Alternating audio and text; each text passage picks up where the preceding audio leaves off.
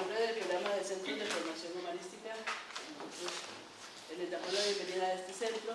Es un centro, como ustedes lo pueden haber visto a la hora de matricularse, bajo una modalidad intensiva, precisamente porque es un centro que ustedes van a ser afortunados en poder llevarlo durante esta semana, con 8 días, de hoy en 8. Y este centro se abre precisamente en el marco de una celebración que tiene el Tribunal Institucional Electoral. Las 4 compañeras que están acá a mi derecha, ellas son las representantes del tribunal, ahora van a conversar con ustedes también.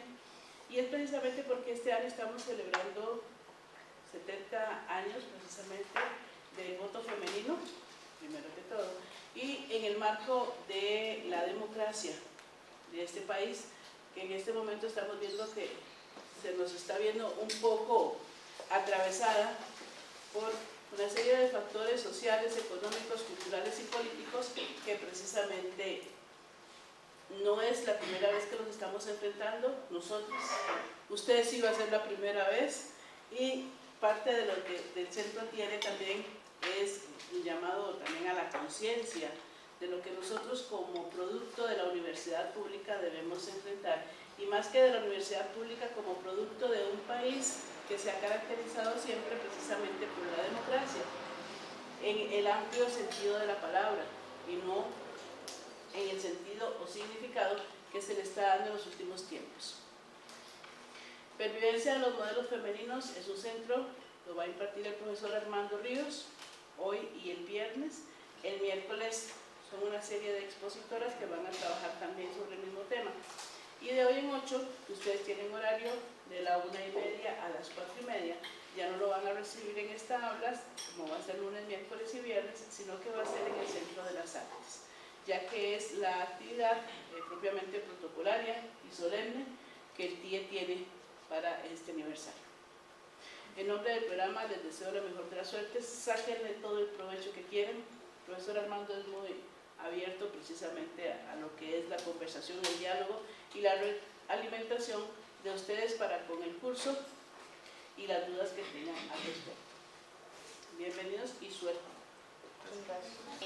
Como bien Rosaura lo indicó, nosotros 4 somos representantes del Tribunal Institucional Electoral, el TIE, que es el órgano encargado de realizar todas las elecciones de asamblea plebiscitaria y de asamblea institucional plebiscitaria, excepto las estudiantiles. Me acompañan Tania Araya, miembro docente, Marcela Arguedas, miembro docente, y Valeria Cel, que es representante estudiantil y a su vez es la presidenta del Tribunal Electoral Estudiantil. Queremos darles la bienvenida a este centro. Nos sentimos muy complacidos con la cantidad de personas que matricularon este centro, y para comentarles un poquito el por qué el tribunal está coordinando este centro junto con la Escuela de Ciencias del Lenguaje y los Centros de Formación Humanística. Desde el año 2011, el tribunal, o el TIE, se ha dado la tarea de conmemorar el Día de la Democracia Costarricense. El día propiamente es el 7 de noviembre, sin embargo, lo acomodamos de acuerdo a la cantidad de actividades que tengamos. Coincidentemente, este año tenemos el 70 aniversario del voto femenino, y ese va a ser el tema principal de nuestro conversatorio, que ya la compañera Rosaura les anunció, adelante, que se realizará el 4 de noviembre. Como tribunal hemos tratado de involucrar diferentes sectores de la comunidad institucional para esta conmemoración. En algún momento trabajamos con los niños del taller infantil psicopedagógico del TEC, donde les dábamos talleres de democracia con títeres y cuentos. Hemos trabajado con el colegio científico, con el cuerpo de delegados que tiene el tribunal en todos los campus y centros académicos, y este año nuestra actividad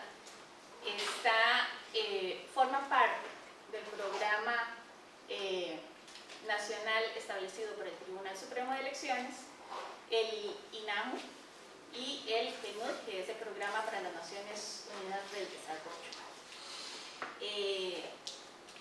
es en ese marco que decidimos que este año nos gustaría involucrar en lo que es la comunidad estudiantil y contactamos con la Escuela de Ciencias del Lenguaje, que nos presentó una serie de centros que con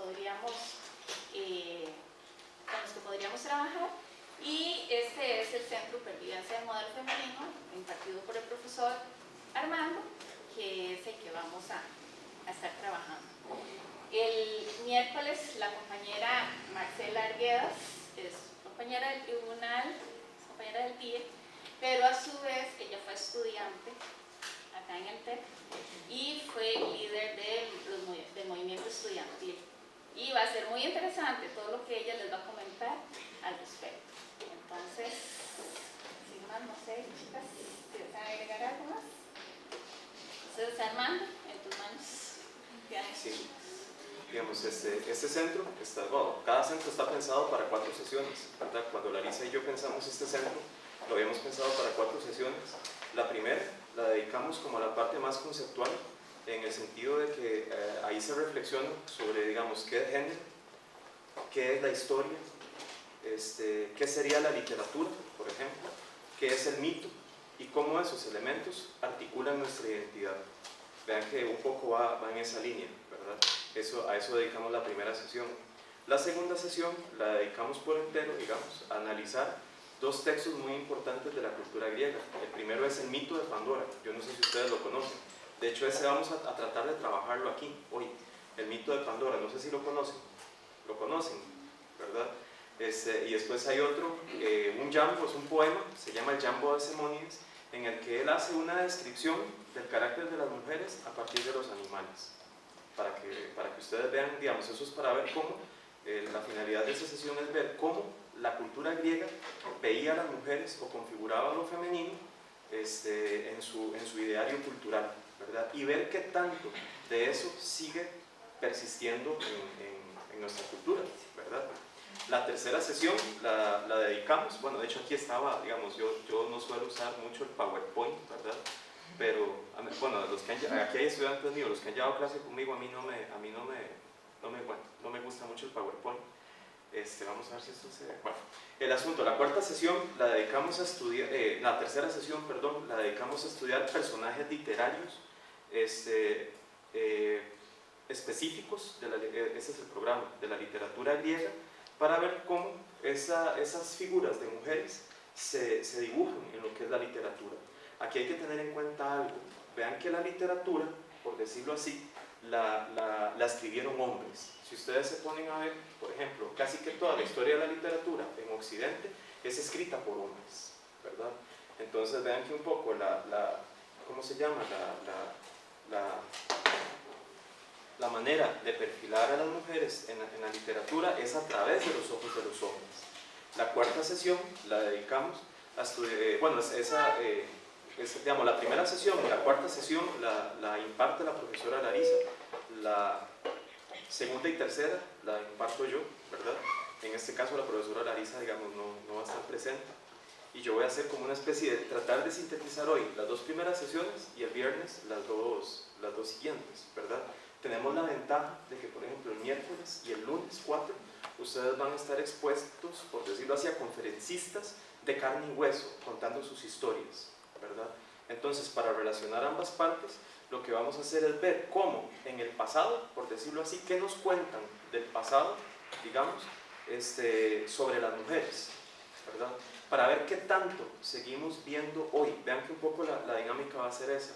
Ver, por ejemplo, a partir de lo que es la cultura griega, qué nos cuentan sobre las mujeres, qué nos dicen sobre las mujeres, cómo se configura lo femenino, digamos, en la cultura griega.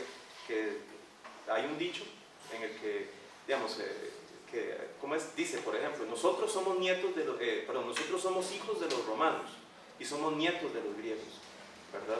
Entonces, para ver qué tanto seguimos nosotros repitiendo esos modelos, por eso se habla de modelos, ¿verdad? Y ver en la actualidad qué luchas existen, por decirlo así, o cuánto progreso ha habido en relación con cómo nosotros integramos lo femenino o cómo consideramos lo femenino en nuestra sociedad, ¿verdad? tal vez yo lo primero que les diría, hoy digamos la sesión, porque ya son las 11:47, nosotros terminamos a la 1. Entonces voy a tratar de, ¿qué sería? Como de aquí más o menos a las 12, más o menos tratar de esbozar un poco la parte conceptual y dedicar media hora a lo que sería el análisis del mito de Pandora y media hora a lo que sería el análisis del Jambo de Simónides. Yo no traje fotocopias, pero ustedes tienen acceso al TEC digital. Yo ahí en el TEC digital, es que todo sale como enredado, esta computadora está lenta. En el TEC digital, si ustedes se meten a la carpeta de documentos, ahí está, digamos, ahí están las lecturas de la sesión 1, ¿verdad? Ahí ustedes van a encontrar en PDF, digamos, en la carpeta 2, que se llama lecturas de primera sesión, ahí van a estar dos, ¿verdad? Traten de descargar la que se llama Jambo de Simónides y textos sobre mujeres.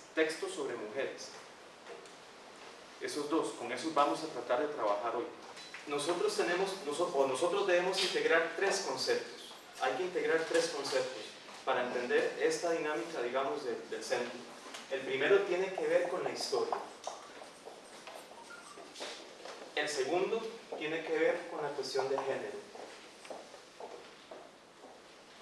Hay otro importante,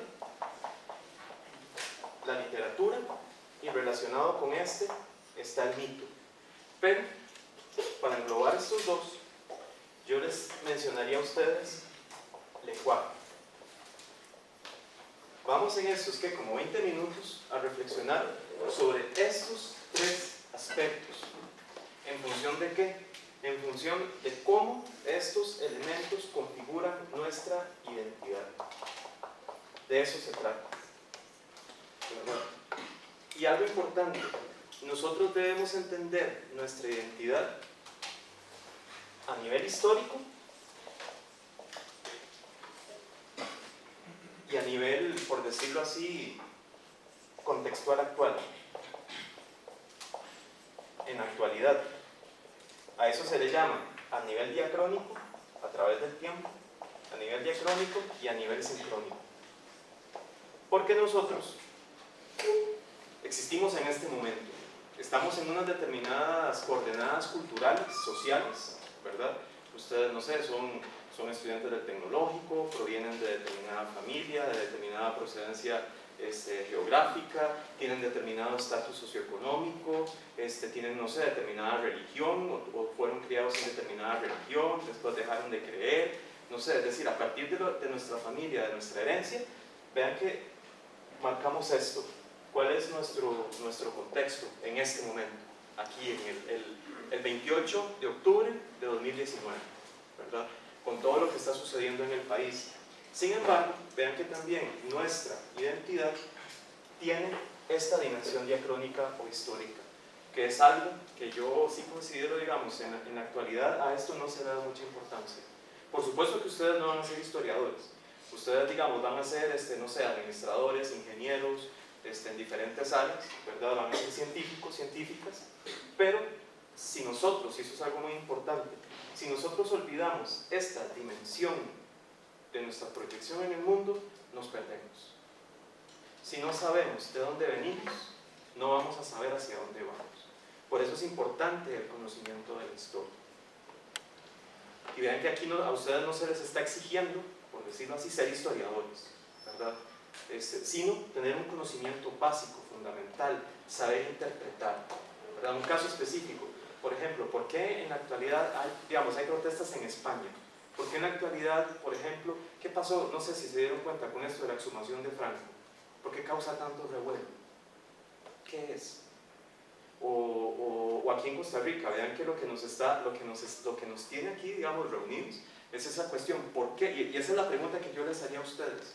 ¿Por qué hace 70 años se aprobó, por decirlo así, que las mujeres pudieran votar? ¿Qué pasó? ¿Por qué hace 70 años se aprobó que las mujeres pudieran votar? Vean que es un hecho.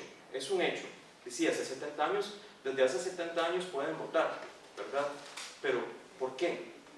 ¿Qué pasaba antes? ¿Qué significa el hecho de poder votar? Yo les podría cambiar un poco la dinámica de de esa frase, y yo les diría, vean, hace 70 años, por decirlo así, se le reconoció la ciudadanía costarricense a las mujeres, de cierta manera, la ciudadanía plena. Hace 70 años se le reconoció, ¿verdad? ¿Qué implicaciones tiene eso? ¿Verdad? Es decir, yo puedo ser especialista, no sé, en electrónica, mecatrónica, no sé, en administración, pero vean que nosotros vivimos en un contexto y tenemos una herencia a la cual respondemos, ¿verdad? Por eso es importante, digamos, esta dimensión. Otro asunto que quería traer a colación, yo estaba chiquillo en esa época, es, digamos, hace 70 años, bueno, no era hace 70 años, ¿verdad? Pero hace 70 años se fue la cuestión esta, digamos, del voto femenino, ¿verdad? Pero, a mí siempre me llamó la atención eso. Yo estaba como en el segundo o tercer grado de la escuela. ¿Cuándo se firmó o cuándo se aprobó? Vean el asunto, la Ley de Igualdad Real de la Mujer. ¿Alguien conoce eso? ¿Cuándo fue que se aprobó la Ley de Igualdad Real de la Mujer? Si no lo googlean, lo buscan. Eso fue en los 90. O sea, ¿hace cuánto? Eso fue, creo que en el 92, búsquenlo, googleenlo. Ley de Igualdad Real de la Mujer. Eso fue en los 90. O sea, ¿por qué se tuvo que aprobar eso? ¿Por qué se tuvo que aprobar eso? Y otra pregunta que yo les haría sería, ¿por qué en la actualidad tenemos que o debemos seguir discutiendo, por decirlo así, aspectos relacionados, por ejemplo, aborto terapéutico? ¿Por qué tenemos que seguir discutiendo que las mujeres ganan menos que los hombres? ¿Por qué tenemos que seguir discutiendo, por ejemplo, que a los hombres no se les concede licencia, lo que se le podría llamar una licencia de paternidad? Vean que a eso, por decirlo así, son aspectos a los cuales debemos responder, ¿verdad? Y por ejemplo, aquí es donde nosotros debemos poner atención, porque si a grandes rasgos, si ustedes se ponen a ver, entonces la historia implica nuestra memoria. La historia implica nuestra memoria, ¿verdad? Vean que eso nosotros lo podemos ver a nivel de lo que sería la historia personal o la historia, ¿cómo se llama? O la historia colectiva. Si por ejemplo ustedes tienen un accidente, no sé, si ustedes por algún motivo, no nos pongamos tal vez tan crueles, si ustedes por algún motivo pierden la memoria de los 15 años para atrás, ¿qué pasa? ¿Quiénes son ustedes? ¿Quiénes serían ustedes? Respóndeme, ¿eh? ¿Quiénes serían ustedes? ¿Quiénes serían ustedes? O si pierden la memoria, vamos, no sé, si pierden la memoria, ay, yo no sé cuántos años deben tener ustedes, bueno, algunos que están como más cabreadillos, ¿verdad? Digamos, si ustedes pierden, no sé, si ustedes pierden su memoria de los 20 años para atrás, de los 15 años para atrás, ¿quiénes son ustedes? No somos nadie. Para sus padres, seamos un hijo o hermano, para un hermano. Vean que uno está, vean que de cierta manera nuestra vida se construye a través precisamente de los relatos. Y aquí es donde yo quiero, bueno, los que han llevado comunicación conmigo saben que yo le doy mucha importancia a eso, ¿verdad? Vean que nosotros nos construimos a partir de los relatos que nosotros recordamos de nosotros mismos, ¿verdad? Eso es algo muy importante. Eso, vean, a nivel personal. A nivel personal. A nivel colectivo, ¿cómo nos construimos nosotros? ¿O cómo sería la construcción que hacemos nosotros a nivel colectivo? ¿A partir de qué? Por decirlo así, vean que a nivel colectivo decimos, y no sé, somos de Cartago, somos de San José, soy sancarleño, no sé, la muy noble y leal ciudad de Cartago. ¿Eso qué dice? ¿Qué dice en mi identidad? Bueno, yo soy Cartago, dice, muy noble y leal ciudad. Yo soy papero de cepa. O si soy herediano o herediana, no sé, es decir, eso que dice de mí. Vean que la historia personal, pero esa historia personal está en función de un colectivo, ¿verdad? Y por ejemplo, en el caso de que ustedes llegan y les hablen, Costa Rica se independizó tal fecha, la guerra civil de tal momento, ¿eso qué dice de mí? Las garantías sociales y laborales se aprobaron en tal momento, ¿eso qué dice de nuestro país? el voto femenino se aprobó hace 70 años. ¿Qué dice eso de nuestro país? Vean que nosotros no lo vivimos. Yo creo que de aquí ninguno estuvo en la guerra civil de 1948, ¿verdad? Ninguno fue testigo ocular de eso, ¿verdad? Ninguno fue testigo ocular de la independencia, de la cual ya vamos a cumplir casi 200 años, ¿verdad? Entonces, por ejemplo, esos relatos que hablan de nosotros, o que dicen de nosotros, o cuando uno va, no sé si uno va al extranjero o se topa con extranjeros, escucha también esos relatos. ¿Qué dicen esos relatos de ellos? ¿Qué representan para ellos? Es que, bueno, no sé, digamos, es muy simple decir historia, pero es decir, todos esos eventos, ¿qué representan? Sí, es la historia, pero ¿la historia qué es? La raíz de la personalidad que nos define como comunidad. Precisamente tiene con una dimensión muy importante de cómo yo configuro mi identidad, la memoria, ¿verdad? El otro asunto que yo les quería mencionar es esta cuestión de género, que es un tema que, si ustedes se ponen a ver, actualmente es muy espinoso, ¿verdad? Vean que aquí, por ejemplo, podemos hablar de feminismo, podemos hablar de machismo, hay diferentes tipos de feminismos.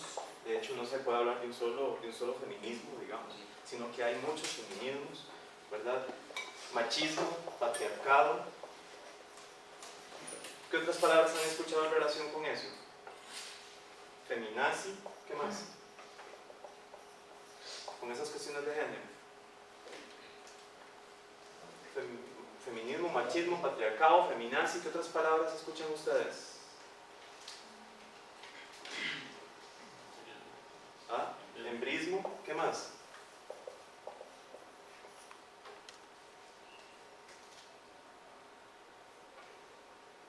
Son tímidos. Porque es un tema muy actual. Es un tema que está actualmente en discusión, en redes sociales, en las noticias, en la política. He visto mucho en redes sociales que se expresan como hombres. ¿Ah? Los hombres. ¿Qué más? Masculinidad frágil. Se habla de masculinidad frágil. ¿Qué más? Masculinidad frágil. ¿Qué más? Uy, uy, uy. Vamos a salir a las dos. Empoderamiento. Se habla de empoderamiento. Vean que no solo se habla de empoderamiento. ¿Qué más? La misoginia. Se habla de misoginia. ¿Qué otras palabras han escuchado ustedes? En relación, digamos, con esa cuestión de género.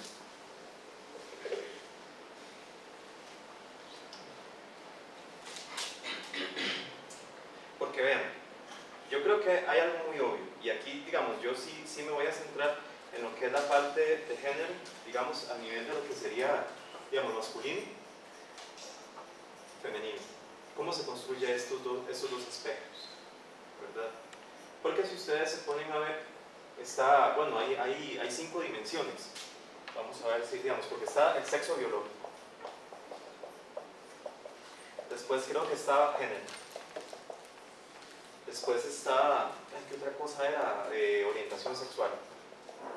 Eso es un tema muy complejo. Orientación sexual. Hay varios, pero si ustedes se ponen a ver, digamos, son cinco aspectos, pero yo me voy a centrar en eso. Vean que el sexo biológico, y eso es algo obvio, digamos, nosotros nacemos como hombres o como digamos, con marcas que nos caracterizan como hombres o como mujeres, ¿verdad? En el caso de nuestra especie, eso es algo importante, porque también aquí, y eso es algo que yo quisiera que después discutiéramos, vean que en relación con el género, muchas veces se utilizan criterios científicos, criterios sociales, criterios religiosos, criterios para justificar muchas cosas, ¿verdad? Aquí yo quisiera que nosotros pensáramos desde una perspectiva más, desde una perspectiva más abierta y desde una perspectiva más objetiva sobre esto, ¿verdad? Sobre este tema. Porque, por ejemplo, sexo biológico, sabemos, se nace, digamos, es más, hasta no se habla de hombre y mujer, se habla de macho y se habla de hembra. Porque eso es un rasgo que hasta compartimos con los animales a nivel biológico, macho hembra, ¿verdad? Vean que esa es una cuestión. De hecho, por ejemplo, nosotros, bueno, yo preparando era una clase para comunicación oral, me acuerdo, vean que había leído que, por ejemplo, nosotros, si vemos, digamos, imagínense, ustedes van caminando por una calle, está oscuro, y ustedes ven una silueta en el extremo, ¿qué es lo primero que ustedes se ponen a pensar? Una silueta humana. ¿Qué es lo primero que ustedes, qué se ponen a ver ustedes? Un hombre que me viene a atacar. Viene una silueta humana, viene una silueta humana. ¿Qué tratan de ver ustedes en esa silueta? ¿Es hombre o mujer? Si es hombre o mujer. Vean que eso es un elemento muy importante, ¿verdad? Pero esa es la cuestión del sexo biológico, ¿verdad? Vean que en relación con género, y después de esta es otra cuestión de la orientación sexual, vean que con el género ha habido una asociación macho-hembra, ¿verdad? Se supone que entonces aquí nace la noción de hombre y nace la noción de mujer, ¿verdad? Y sobre esto hay, digamos, ha corrido demasiada tinta, ¿verdad? Yo aquí sí no quisiera imponerles una manera de ver las cosas, pero yo sí les voy a decir que, por ejemplo, esta cuestión de género, digamos, el sexo biológico sí está dado por la cuestión de la biología, ¿verdad? Pero si ustedes se ponen a ver, esto del género ciertamente está relacionado con la biología, pero vean que esto se construye a nivel cultural. A nosotros nos enseñan a ser hombres y nos enseñan a ser mujeres, ¿verdad? Y esto está en función de la cultura, del tiempo y del espacio.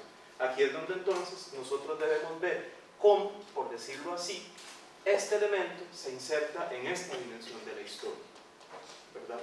¿Cómo se inserta este elemento de cómo somos hombres, cómo somos mujeres en esta cuestión de la historia, en esta dimensión de la historia, ¿verdad?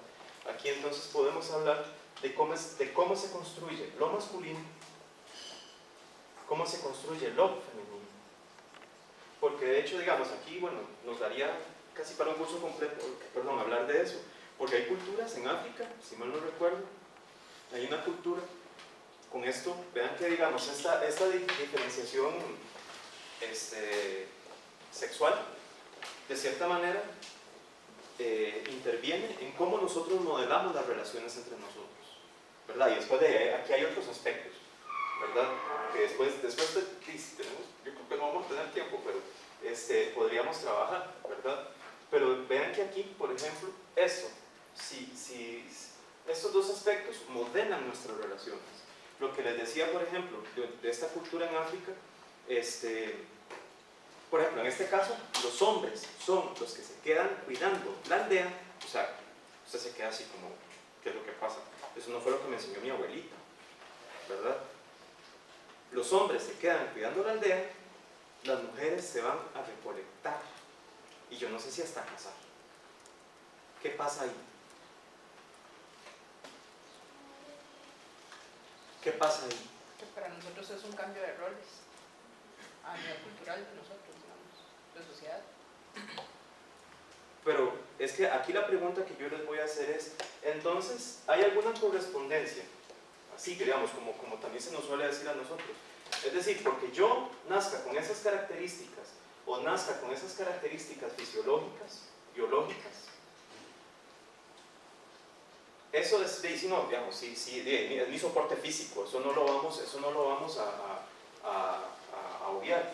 Pero el asunto es, esto de cierta manera define, por decirlo así, mi rol en una cultura de manera definitiva, o es así universal para todos los seres humanos. Vean que un poco entonces va en ese sentido. El género, de cierta manera, el género se aprende, se construye a nivel cultural. ¿Con base en qué? En esta dimensión del sexo biológico, ¿verdad? Ya después, y ahí sí digamos, ya el centro no nos alcanzaría, porque el otro es esta identidad sexual y me falta uno. El centro no alcanzaría para eso, ¿verdad? Es decir, no nos daría suficiente tiempo. Vean que está esa dimensión, y ya después viene cómo la persona se ve a sí misma en relación, digamos, con su manera de sentir afecto, expresar afecto, ¿verdad? Las relaciones sexoafectivas, ¿verdad?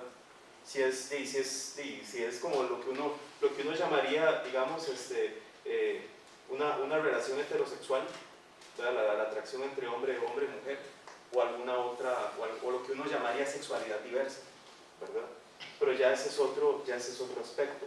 Aquí lo que yo quiero dejar, digamos, como una especie de premisa, es esa cuestión de que los roles que nosotros asumimos como hombres, o asumimos como mujeres, o lo que nosotros asumimos como lo masculino, o asumimos como lo femenino, se construye culturalmente. De hecho, lástima que no lo traje, pero ustedes, yo no sé si han visto en redes sociales, ¿ustedes han visto cómo eran los hombres en los 70? O a comienzos de los 80. ¿Cómo era la ropa que usaban los hombres? ¿Cómo eran los hombres? Y 70, la gente andaba toda tallada. Bueno, en los 70 sí. En los 70, no, esto es mal ejemplo. No, pero vamos, sí, andaba toda tallada, pero también ¿qué usaban? O sea, usaban crop tops y... Zapatos. Sí, éramos las plataformas. ¿Qué más hacían? No, pero... Se veían como crop tops en hombres, digamos. Usaban sí, también el pelo así, las barbas así, todas descuidadas. Es que no, el ejemplo de los 70 no me va a servir. En los 80, 90, ¿cómo se vestía un hombre?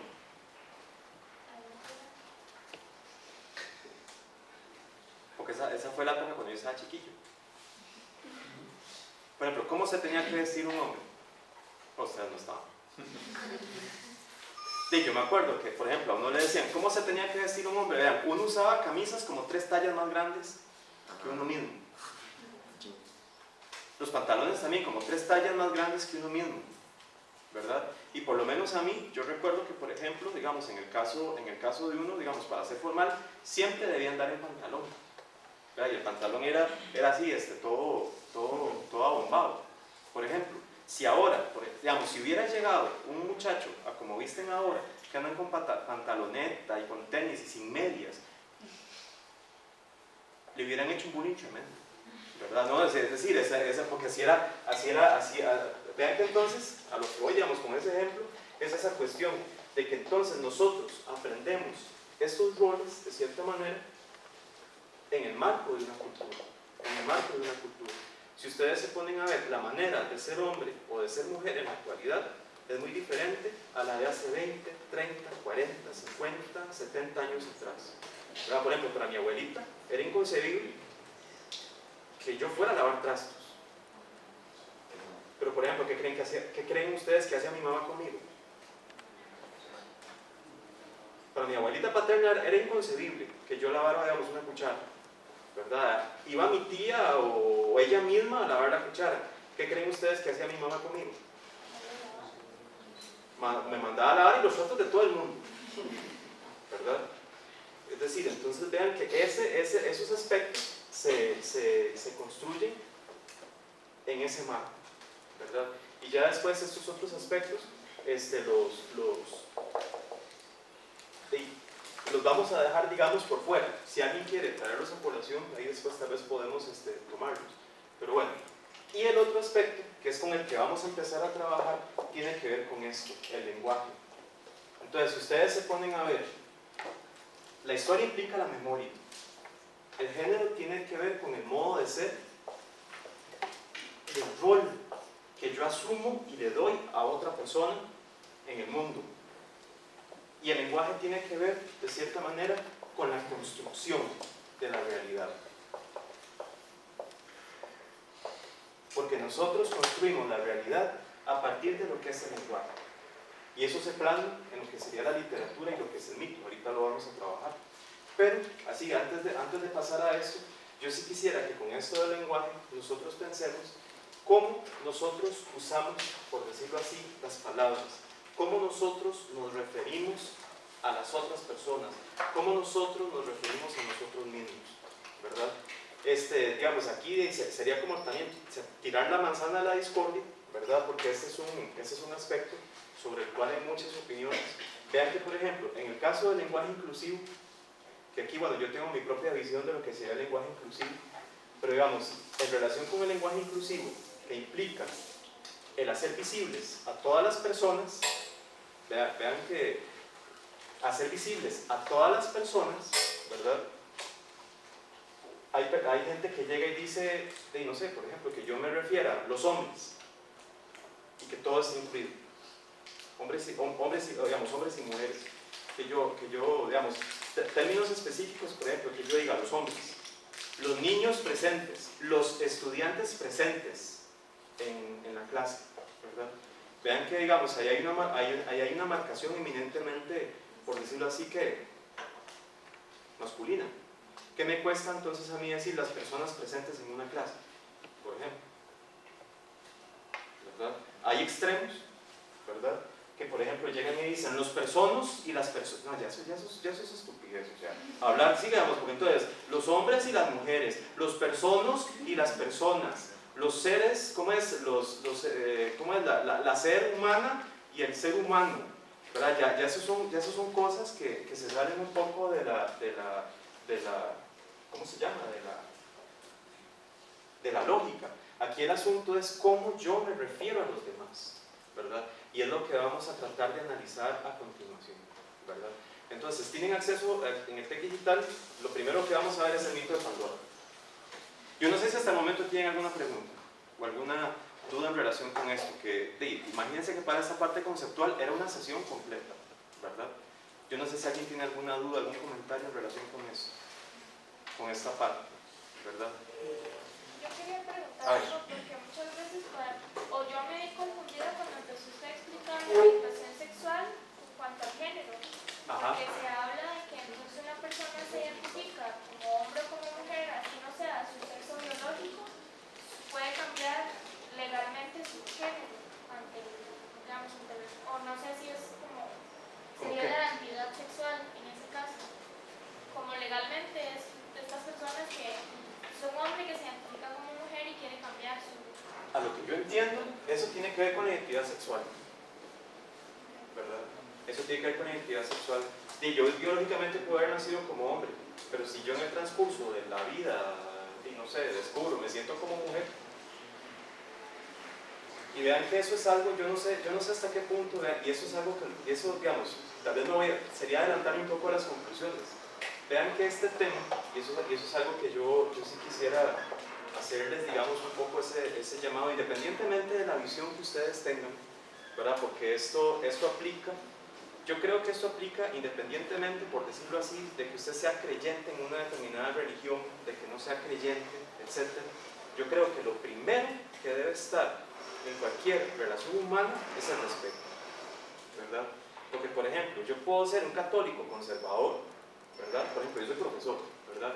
Yo puedo ser un católico conservador que, digamos, que yo crea que, por ejemplo, todavía, no sé, que, por ejemplo, las relaciones homosexuales son una abominación. Para mí las relaciones homosexuales son una abominación, ¿verdad? En el caso, esa es mi creencia. Así yo me construí con mi historia, no sé, mi abuelita, mi familia, mi mamá, etc., ¿verdad?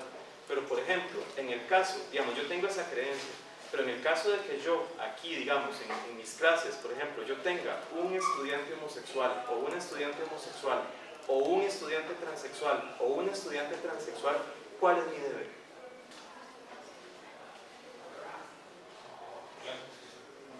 ¿Cuál es mi deber? Si esa persona llega a hacerme una consulta, llega a horas de consulta, ¿cuál es mi deber? Ser imparcial y ejecutar su labor. O por ejemplo, si yo soy un machista, ¿verdad? En el cual yo considero, y eso es algo de lo que después vamos a tener que reflexionar, si yo soy un machista en el cual yo considero que, por ejemplo, los hombres son los únicos capaces de pensar racionalmente, porque eso es otro tema que digamos, los hombres son los únicos capaces de pensar racionalmente,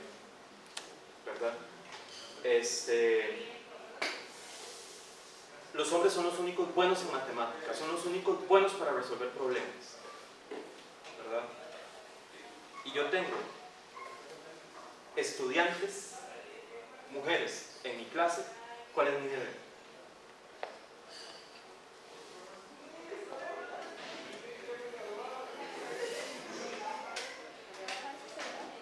¿Cuál es mi deber?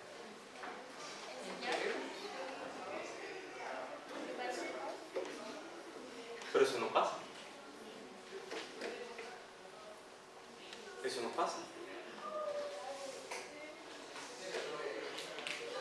Porque, por ejemplo, yo soy jefe de un departamento, tengo un trabajador homosexual o una trabajadora lesbiana, digamos, una trabajadora homosexual, yo la despido porque no me... Ya a usted le hago una entrevista de trabajo y le pregunto, ¿usted qué quiere hacer con su futuro? ¿Usted piensa tener hijos? ¿Cuántos hijos piensa tener? ¿Cómo va a combinar la carrera con la maternidad? Eso se lo preguntarían a usted, por ejemplo. ¿Pero cómo se llama usted? ¿Cómo se llama usted? Efraín. Eso se lo preguntarían a usted en una entrevista de trabajo. ¿Cuántos hijos piensa tener?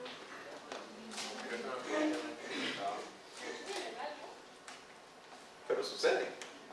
Aquí, digamos, bueno, no sé, aquí hay, entremos a Pandora, que se nos va el tiempo, ¿verdad? Pero, digamos, si ustedes se ponen a ver, aquí hay historias tétricas, ¿verdad? Hay historias tétricas en relación con eso. Y yo sí les digo, independientemente de la creencia que yo tenga, independientemente del criterio que yo tenga, digamos, sobre mis propios valores, vean que este aspecto y después estos otros, por lo menos en el contexto actual, yo debo trabajarlos con mucho respeto, ¿verdad? Y precisamente les ponía ese ejemplo. Digamos, bueno, aquí es en una institución educativa, ¿verdad? Que vean que se supone que es como más sensible la cuestión de las relaciones humanas. Pero, por ejemplo, ¿qué pasaría en un departamento? ¿Qué pasaría en una empresa? ¿Qué pasaría, por ejemplo, si yo estoy ofreciendo un servicio? Y de hecho por ejemplo, una compañera mía de carrera, el papá necesitaba, él desde aquí de Cartago, no sé por ahí hasta dónde, necesitaba hacer la medida de un lote. La cosa era que ella conocía a un topógrafo ahí, que fue compañero, qué sé yo, ahí de nosotros, que le cobraba determinada cantidad, digamos, le cobraba más barato, digamos, pero ahí se dio cuenta que el muchacho era plano. ¿Qué creen que hizo el señor? No lo contrató, y contrató a otro que le cobró más caro, ¿verdad? Pero vean que nosotros, en este caso, ¿qué pasa? Aquí, y vean que aquí no estamos hablando de orientación sexual. En el caso de género es si yo lo identifico como hombre o lo identifico como mujer, ¿verdad? Entonces, pero ese es un asunto que debemos tratar, digamos, como con el máximo respeto. Entonces, pasemos al mito de Pandora, ¿verdad? Pasemos a la cuestión del mito de Pandora. Tal vez para cuestiones de tiempo, vamos a leerlo, vamos a comentarlo, y después con el texto que sí vamos a trabajar es el Jambo de Simónides. Con ese sí me gustaría que trabajáramos y cerráramos la sesión de hoy, ¿verdad? Vean, digamos, en el mito de Pandora, bueno, aquí hay algo importante, en relación con esto de los mitos. Los mitos, si ustedes se ponen a ver, son parte de estos relatos que construyen nuestra realidad.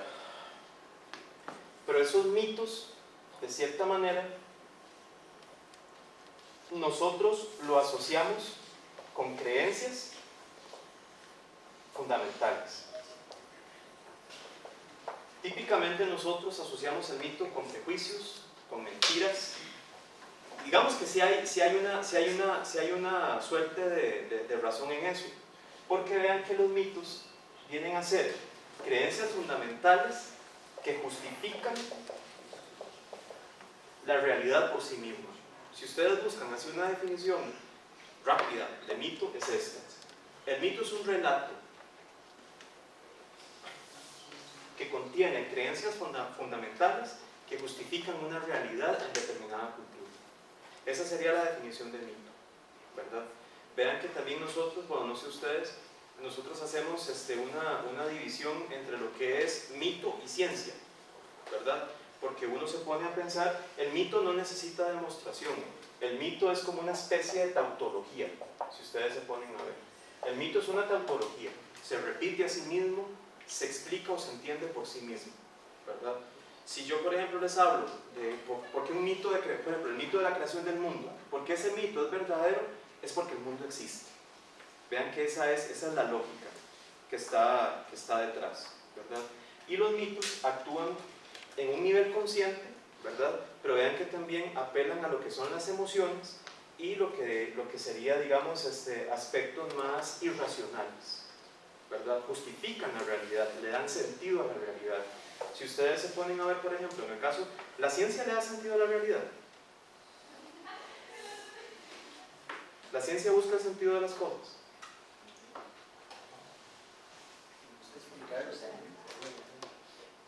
¿Qué hace la ciencia? Porque aquí la pregunta implícita que yo les querría hacer es, ¿seguimos nosotros creyendo en mitos? ¿O seguimos creando mitos?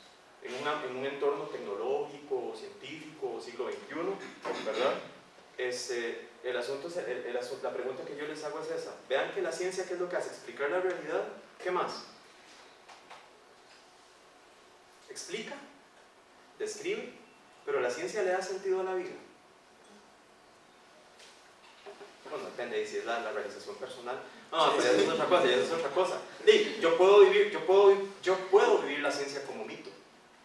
Porque si ustedes se ponen a ver, los mitos son esas creencias fundamentales que justifican la realidad y le dan sentido, orientan el sentido de la vida de las culturas, de las personas, ¿verdad? Entonces vean que aquí, digamos, los mitos son muy útiles, por decirlo así, pero también son muy peligrosos. Son muy peligrosos. Porque los mitos se basan precisamente en creer, se basan en creencias. No hay ninguna demostración que esté detrás, ¿verdad? Y eso justifica muchas veces decisiones importantes y fundamentales en las personas, ¿verdad? En el caso de la cultura griega, ese sería otro tema muy grande, digamos. En el caso de la cultura griega, sí es importante notar algo. Si ustedes se ponen a estudiar un poco de mitología griega y de cultura griega, se van a dar cuenta de que, por decirlo así, para los griegos los dioses son muy importantes, ¿verdad? Pero los dioses tienen una característica. A diferencia de los seres humanos, voy a escribir de ese otro lado, a diferencia de los seres humanos, digamos, hay dos características básicas que tienen los dioses. Son inmortales y son dichosos. Mientras que en el caso de los seres humanos son mortales y somos desdichados. Y en ese esquema, si ustedes se ponen a ver, es como un orden, ¿verdad? A eso se le llama la physis. Vean que esta es la realidad. La realidad. Los inmortales, los dioses, y aquí están los hombres, mortales y desdichados. Hay un intermedio aquí, que son los famosos héroes. Piensen en Aquiles, piensen en, ¿verdad?, que generalmente eran hijos de un dios, no sé, ¿verdad? Y piensen en los hombres. ¿Qué pasa en el caso de las mujeres? Es lo que vamos a ver a continuación, ¿verdad? Veamos el mito de Pandora. Leamos. Voy a leerlo, ustedes lo van siguiendo. Pero aquí hay algo importante. El mito de Pandora sucede con ocasión de que Prometeo, yo no sé si ustedes conocen esa parte del mito griego. ¿Saben quién es Prometeo? No saben quién es Prometeo. Es que, por decirlo así, si ustedes ven en la mitología griega, digamos, los dioses tienen un lugar muy importante. Y casi que todos los relatos míticos de los griegos le dan, digamos, importancia a cómo se originaron los dioses. En el caso de la creación del ser humano, no existe, por decirlo así, un relato consistente. Son relatos. De hecho, se dice que, por ejemplo, Zeus creó al ser humano de barro, o Prometeo creó al ser humano de barro, ¿verdad? Es más, ni al ser humano, creó al hombre de barro, ¿verdad? El asunto es que los hombres vivían en un estado lamentable, ¿verdad? Y Prometeo, si ustedes se ponen a ver, o si estudian un poquillo más, digamos, de mitología griega, de hecho hay una parte que dice textos opcionales. Ustedes pueden, ahí yo creo que les puse porciones de un diccionario de mitología donde pueden consultarlo, Prometeo se constituye en un benefactor de la humanidad. Entonces él, digamos, para mejorar la condición del hombre, lo que hace es robar el fuego del altar del cielo, ¿verdad? Él roba el fuego. Si ustedes se ponen a ver las implicaciones de ese fuego, hagan como una analogía. Vean que el fuego sería, no Prometeo, sería la antigüedad, como la electricidad es a la actualidad.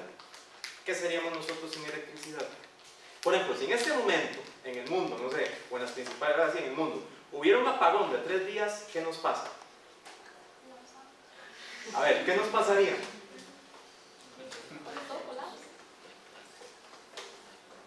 ¿Qué nos pasaría? Imagínenselo.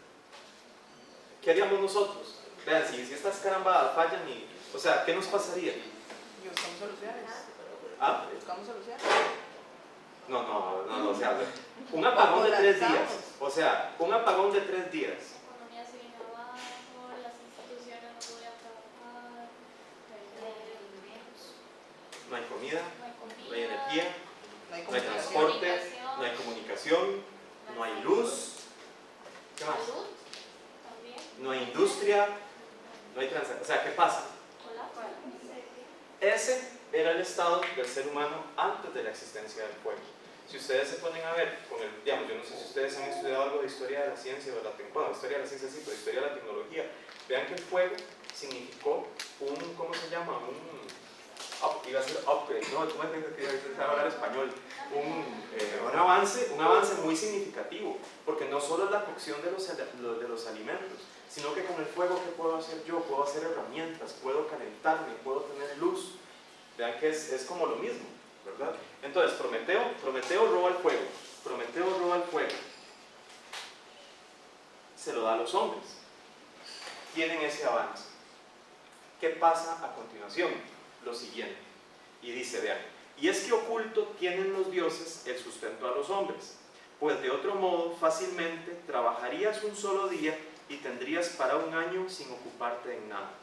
Entonces vean que el trabajo y la fatiga son como una especie de castigo de los dioses, ¿verdad? Al punto podrías colocar el timón sobre el humo del hogar y cesarían las faenas de los bueyes y de los sufridos mulos. Bueno, es que antes esa era la fuerza de trabajo, ahora son con máquinas, ¿verdad? Pero aquí lo que está diciendo es que, de cierta manera, el trabajo y la fatiga son como una especie de castigo de los dioses, ¿verdad?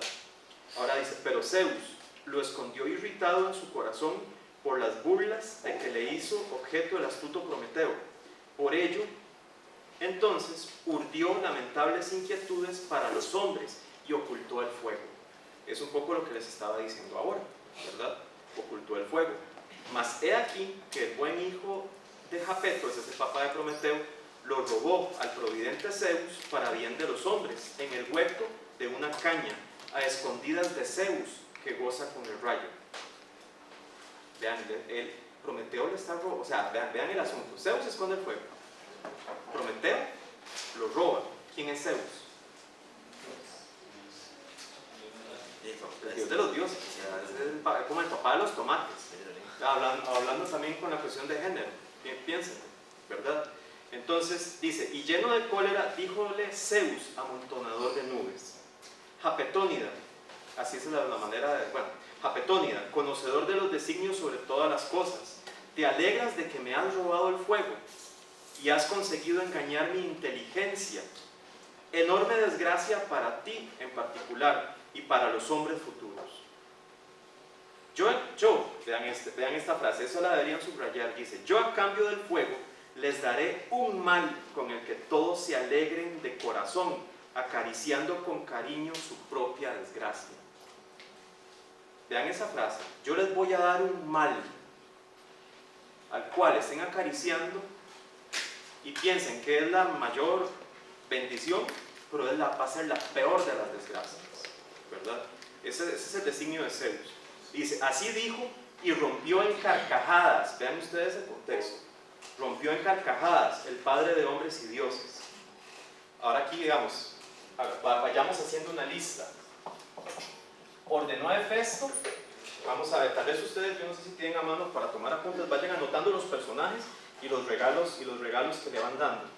Entonces le dice, al muy ilustre Hefesto, ordenó al muy ilustre Hefesto mezclar cuanto antes tierra con agua, barro, tierra con agua, infundirle voz y vida humana, y hacer una linda y encantadora figura de doncella semejante en rostro a las diosas inmortales. Luego encargó a Atenea que le enseñara sus labores. Entonces ya tenemos a Hefesto, Atenea. Encargó a Atenea que le enseñara sus labores, a tejer la tela de finos encajes. A la adorada Afrodita le mandó rodear su cabeza de gracia, irresistible sensualidad y halagos cautivadores. Y a Hermes, el mensajero, Argifonte, le encargó dotarle de una mente cínica y de un carácter voluble. ¿Qué está pasando aquí? ¿Qué está pasando aquí? Dio estas órdenes y aquellos obedecieron al soberano Zeus. Vean que ahí ejecutan todo, ¿verdad? Bueno, ahí tienen unos paréntesis en el texto, ¿verdad? Vean, qué sé yo, bueno, ¿cómo es? Hefesto hace el cuerpo, Atenea, qué sé yo, vean que le dan distintos regalos, ¿verdad? Y entonces, le infundió, bueno, si ustedes tienen ahí en el verso 80, dice, le infundió habla, el heraldo de los dioses, y puso a esta mujer el nombre de Pandora. Entonces vean, con los dones de estos dioses, crean una mujer que se llama Pandora. En griego, pan significa todo, y doros significa regalo. ¿Qué pasa con ese nombre? Todos los regalos, el don de los dones, el regalo de los regalos. Pero ¿qué pasa con ese nombre? ¿Verdad? Le da todos los regalos. Le puso el nombre de Pandora. Seguimos, dice, luego que remató su espinoso e irresistible engaño, el padre despachó hacia Epimeteo. Epimeteo es el hermano de Prometeo. Está Epimeteo y está Prometeo. Esta raíz significa inteligencia.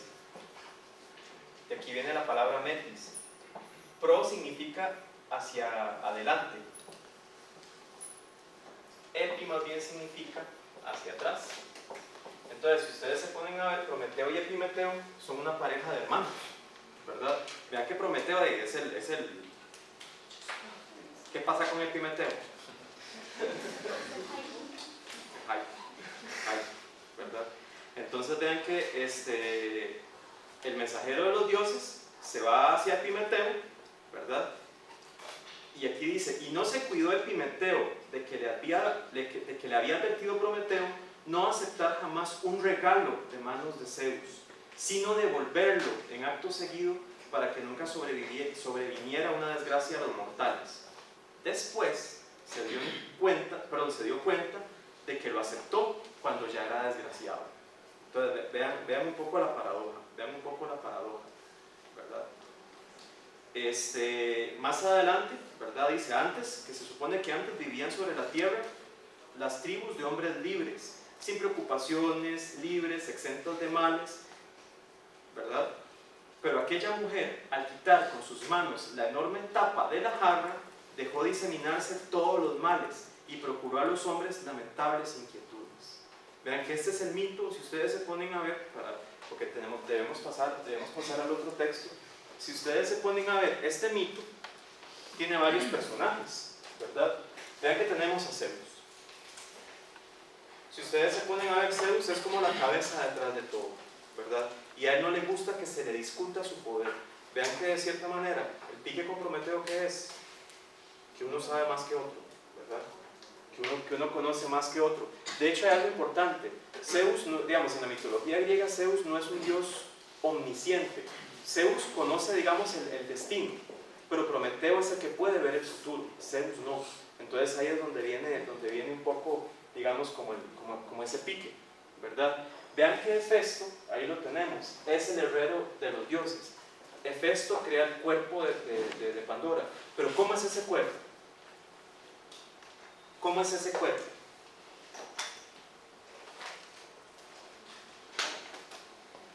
¿Alguien vio, digamos, cómo es ese cuerpo de Pandora?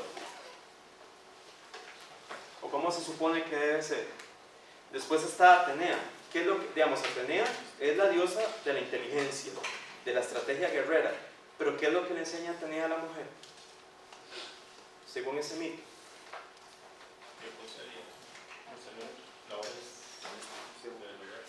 ¿Ah? Las labores domésticas y tejer. O sea, ¿qué pasa ahí? Atenea es la diosa de la inteligencia, no, también es la diosa, digamos, del hogar. ¿Pero qué le enseña Atenea a las mujeres? O a esa mujer, las labores domésticas. Entonces, si ustedes se ponen a ver desde un mito, ¿qué se está justificando?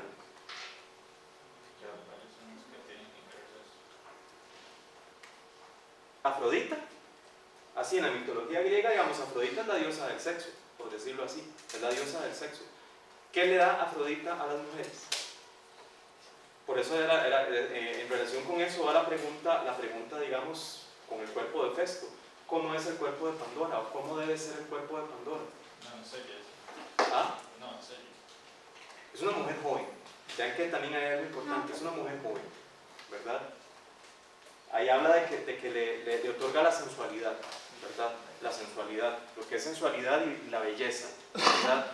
Hermes, si ustedes se ponen a ver, Hermes es el mensajero, ¿verdad? También hay una cosa importante, Hermes es el patrón de los ladrones, es el patrón de los embusteros, es el patrón de los viajantes.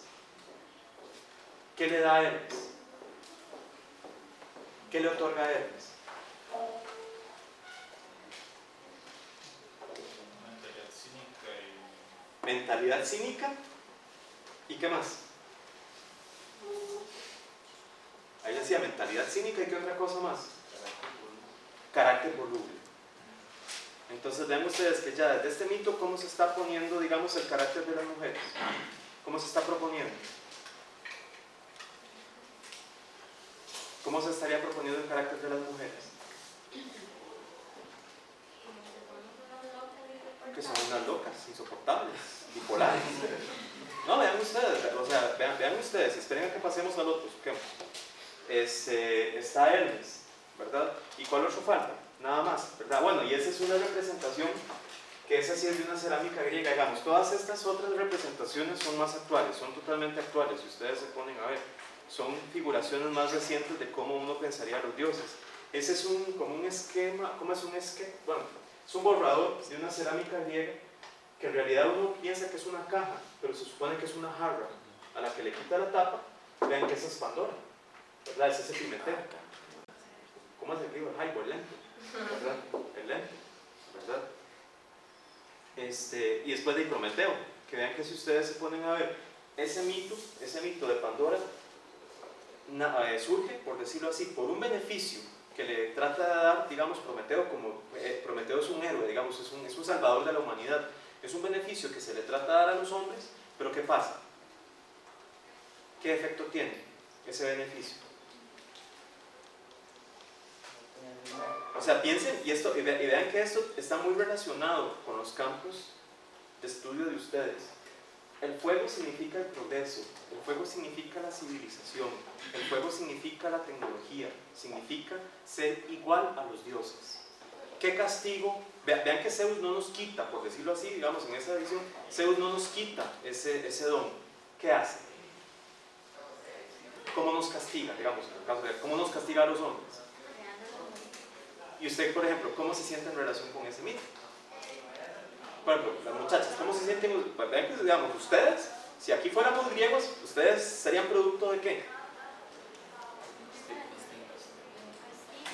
Del complejo de inferioridad. Bueno, esa es una relectura, digamos, si nos vamos a... Vean que es un castigo por la astucia de Prometeo y por el avance, ¿verdad? Por el avance, ¿verdad? Entonces hay que tener cuidado, digamos, hay que tener cuidado con eso. Ese texto se complementa con el que aquí dice textos de mujeres. ¿Tienen acceso a ese? ese sí me gustaría que tal vez, claro, este sí no nos va a dar tiempo de leerlo todo, no nos va a dar tiempo de leerlo todo, ¿verdad? Porque ya se nos va a acabar el tiempo.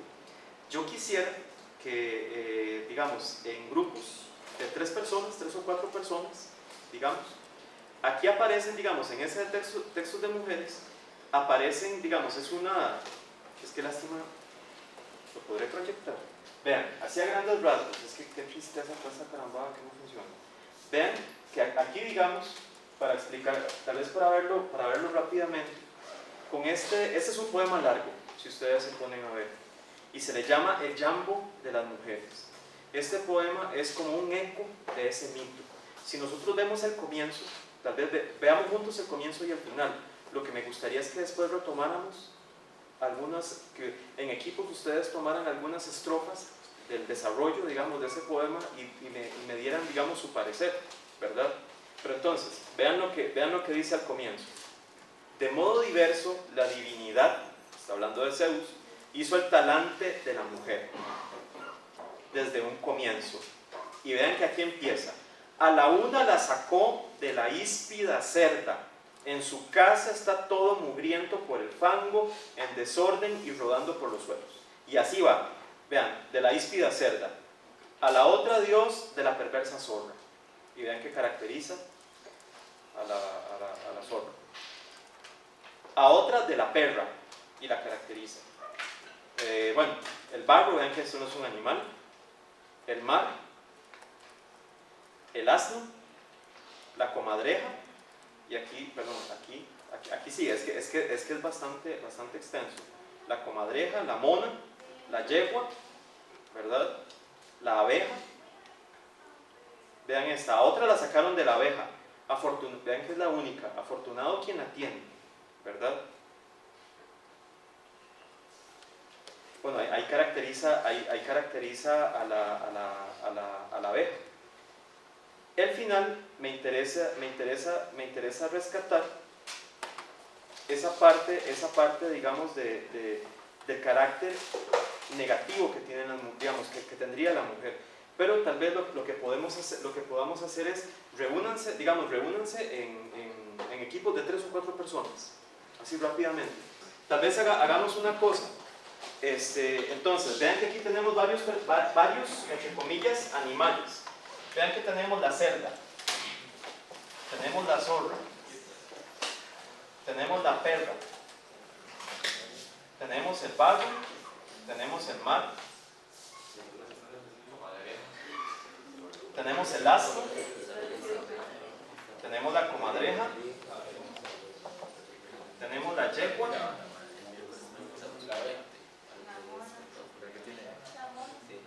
tenemos la mona y tenemos la abeja.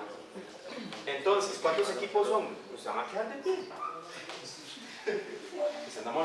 Encienda la luz, por favor, que nos quedamos oscuros. Entonces, ¿qué es lo que van a hacer ustedes? Bueno, sería bueno repartirlos. No, voy a dejarlo a criterio de ustedes. Me gustaría que tomaran. Es que les iba a decir, no, tomen uno, porque estamos sobre tiempo, debieron haber analizado más. Tomen uno de estos animales, o tomen uno de estos, digamos, elementos, digamos, animales o elementos. ¿Qué quisiera yo que trabajaran?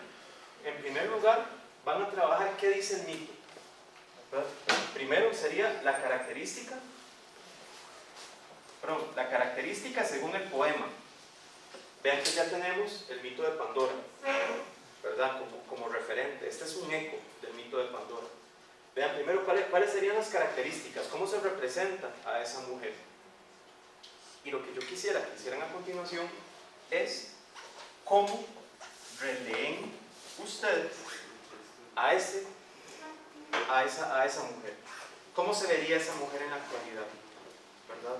Porque sí, digamos, en el poema se acentúan las características negativas, ¿verdad? Lo que yo quisiera es que entonces vean esas características negativas y que ustedes las relean en este momento a ver si de verdad son negativas o no, ¿verdad? El viernes vamos a retomar eso, ¿verdad? Tal vez para relacionar, con eso vamos a terminar hoy, para relacionar esto que hemos visto hoy, de cómo los griegos veían a las mujeres, pensemos en la perspectiva de cómo seguimos o cómo vemos a las mujeres actualmente. Y vean que esto no es un asunto de solo cómo los hombres vemos a las mujeres, sino también de cómo las mujeres ven a las mismas mujeres, ¿verdad? De fondo, aunque vean que no es, digamos, como por decirlo así, el foco temático del centro, cuando nosotros hablamos de cómo vemos a las mujeres, implícitamente también estamos hablando de qué, de cómo nos vemos los hombres a nosotros mismos, ¿o no? Eso es un poco lo que yo quisiera que reflexionemos, ¿verdad? Entonces, vean que ese poema, digamos, ustedes lo pueden leer con más calma, digamos, ahí lo tienen ya completo. De hecho, tal vez la próxima sesión tenemos 2 horas y media, entonces, digamos, podemos empezar repasando esto y ver ya los personajes, digamos, en literatura, digamos, los personajes. Pero, aquí tenemos 10 tipos de mujeres. Vean que tenemos a Pandora. Si ustedes se ponen a ver a Pandora, que se supone que tiene un cuerpo hermoso, de doncella, labores domésticas, sensualidad, ¿verdad? Vean que tiene que ser bella y ser sensual. Es cínica, ¿cómo era? Cínica y voluble. Cínica y voluble. Vean el nombre es irónico. Todos los regalos.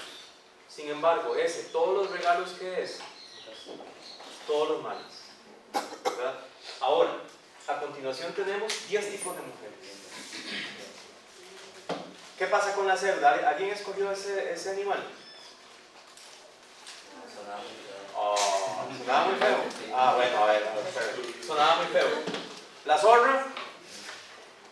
Vean que tampoco. A ver, ¿qué pasa con la zorra? ¿Qué pasa con la zorra? La zorra es una mujer muy inteligente, tiene mucho conocimiento, pero usa ese conocimiento a su favor a la hora de hablar con los demás, ella lo dice de manera que le convenga. A ver, bueno, y hay algo, bueno, ok, eso para los griegos era malo. Vean, que la mujer tuviera conocimiento y que pudiera usarlo en provecho propio, ¿verdad? Vean que eso es algo importante. La perra. ¿Alguien escogió, digamos, ese personaje, a la perra? Yo creo, bueno, entonces vamos a ver. La cerda queda pendiente, la perra queda pendiente, esas las podemos abordar para la próxima. El barro, un grupo escogió el barro. ¿Cómo que no? Entonces, ¿cuál escogieron? Barro. ¿El mar? A ver, tenemos 2 grupos con el mar, ¿qué pasa? A ver, ¿qué pasa con el mar? Y básicamente la pone como inconstante, bipolar, está un día feliz, impredecible, tal vez sería como la palabra. Bipolar, inconstante, impredecible. Está feliz y de pronto puede estar triste. En términos modernos es lo que uno llamaría. ¿Ustedes qué encontraron? Lo decíamos como cuando la gente dice, es que anda re blue, y así que es como los cambios hormonales, digamos. Cambias. Inestable. Ok. ¿El asno? Bueno, la verdad no hablaba que era una mujer que siempre trabajaba por la fuerza, aunque fuera poquitos, y se resignaba a todo y trabajaba con mucho esfuerzo. Y decía que también que cuando se trataba del acto sexual aceptaba sin más a cualquiera. Vean qué curioso. Si ustedes, vean qué curioso. Y eso, bueno, eso haría, vean qué curioso. La mujer, digamos, si ustedes se ponen a ver, vean, según la mitología griega, la mujer tiene un alto contenido sexual, ¿verdad? ¿Qué pasa aquí?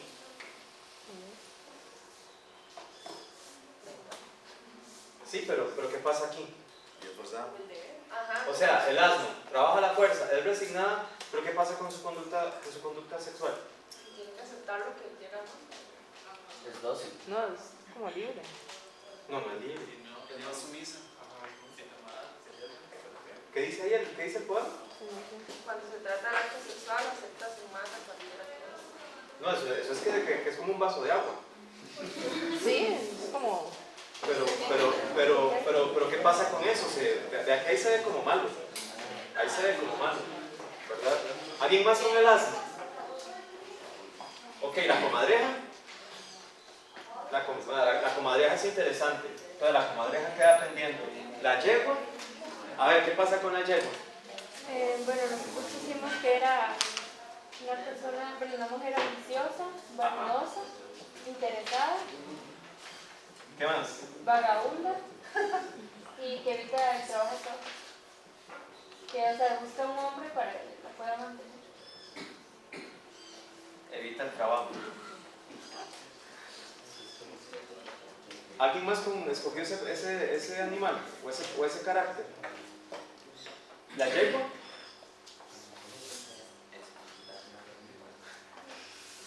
Pero ya la yegua la habíamos visto. ¿La mona?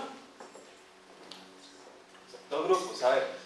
¿Qué tienen ustedes? ¿Qué encontraron? Bueno, que es la mayor calamidad de Zeus, lo peor. Esa es la peor. Es infeliz quien la tenga, ella es tramposa, no le interesa nada, no hace bien alguno y solo quiere lo peor para la gente. Ok. ¿Y el otro tipo? También como que es como la que se hace aceptada por como los parámetros de belleza, porque es como la fea. Ella es la fea. Vean que esa es otra cuestión. Digamos, ella es la fea, sin embargo, ¿qué hace? Le hace mal a los demás. No, pero digamos, con su fealdad, ¿qué hace? No le interesa nada, sí. Vean que, digamos, siempre vean, el eje de la belleza está presente, digamos, en lo que es la construcción de lo femenino. Pero, digamos, ahí con la mona pasa algo curioso. Como que a ella no le importa el ridículo. No le importa hacer el ridículo. Vean que eso es algo muy importante. No le importa hacer el ridículo. Entonces, es fea, pero ¿qué pasa? No le importa. No le importa.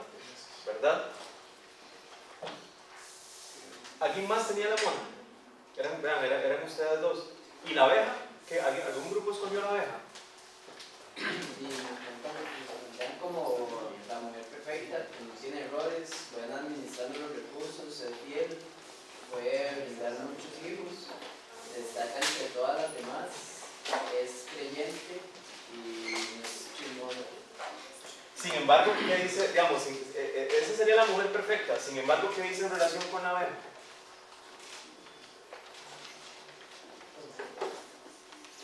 Es que no, digamos, al final del poema, vienen todas estas, que son calamidades.